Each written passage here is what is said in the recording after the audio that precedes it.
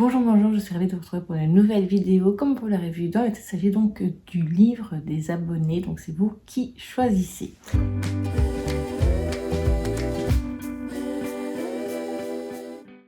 Alors comme chaque mois, je vais donc pris 3 livres et donc je vais vous demander de voter pour un de ces livres.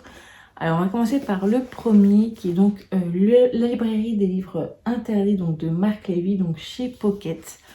Donc tous les héros ne portent pas de cape, certains ont des livres. Mitch, libraire passionné, est arrêté un matin pour un crime impensable. Il a transgressé la loi en vendant des livres interdits. Après 5 années de prison, il n'a qu'un désir, retrouver sa liberté et sa librairie. Mais le destin en décide autrement. Le même jour, Mitch croise le procureur qui l'a fait condamner et rencontre Anna, une jeune chef qui pourrait bien être la femme de sa vie. Que faire quand on est pris entre une irrépressible envie de vengeance et une irrésistible envie d'aimer? Peut-on rêver d'un avenir sans être acquitté du passé? Une comédie brillante et engagée qui donne le goût de lire et d'aimer. Voilà, donc ça fait, quand il était sorti en grand format, il me tentait déjà beaucoup, donc voilà le premier. Le second, c'est un roman policier, donc c'est Le jeu de l'assassin, les enquêtes de Roderick Allen, donc de Ngaio Marsh. Et donc là, ces 6 invités sont conviés par un excentrique collectionneur d'armes à participer à une murder party dans sa propriété campagnarde. Seulement, c'est un véritable cadavre qui est retrouvé à l'issue du jeu de rôle. La victime, Charles Rankin, un quadragénaire aisé et coureur de jupons. Parmi les coupables possibles, le maître des lieux, son majordome russe, un professeur d'origine russe, lui aussi, la maîtresse du défunt, son mari jaloux, la femme que Rankin devait épouser. Paru en Grande-Bretagne en 1934, la première enquête de Roderick Allen de Scotland Yard, aristocrate cultivé et élégant, est à savourer par son humour à froid so-british.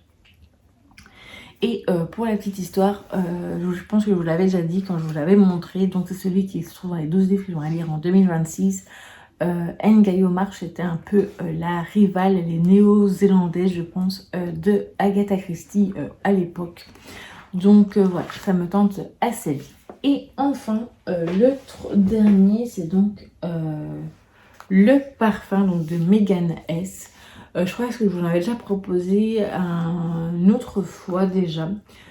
Donc c'est, vous souvenez-vous de votre premier parfum, qu'il soit saisonnier, occasionnel ou signature, c'est un accessoire à part entière, reflet de notre état d'esprit et de nos goûts.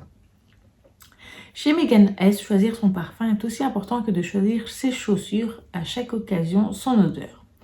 De l'incontournable Chanel numéro 5 au J'adore de Dior, en passant par l'étonnant By the Fireplace de la maison Margiela, Megan S nous emmène à travers ses délicates illustrations à la découverte d'une sélection de parfums emblématiques.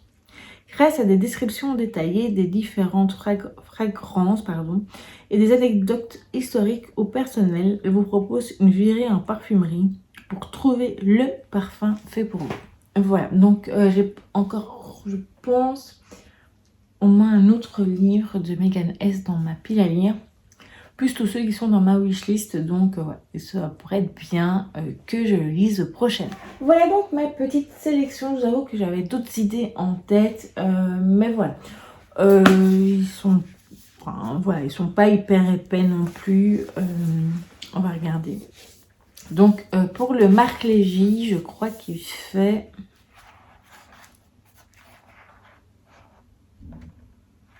plus de 300 pages quand même.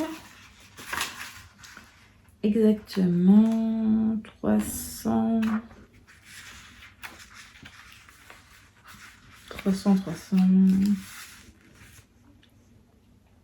44 pages, voilà, plus ou moins. Ouais, 344 pages. Donc voilà, donc pour celui-ci, si vous voulez, vous pouvez mettre un petit emoji, pile de livres. Celui-ci, donc le jeu de l'assassin, il fait moins de 300 pages. Ouais.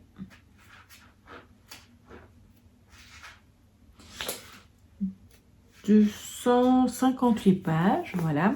Et donc là, un petit emoji là avec un enquêteur, vous voyez, avec un imperméable, il y a une loupe.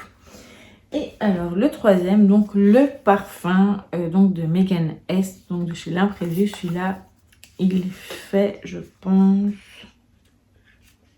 144 pages. Voilà, donc là pour celui-ci, mettez-moi votre fleur préférée par exemple. Donc voilà. Voilà donc pour ma petite sélection pour ce mois, pour le mois de mai. Comme je vous disais, j'ai hésité avec plein d'autres, mais ceux-là me plaisent assez bien. Et puis voilà, de toute façon, il y en aura bien d'autres évidemment dans ma pioche pile à lire pour le mois de mai.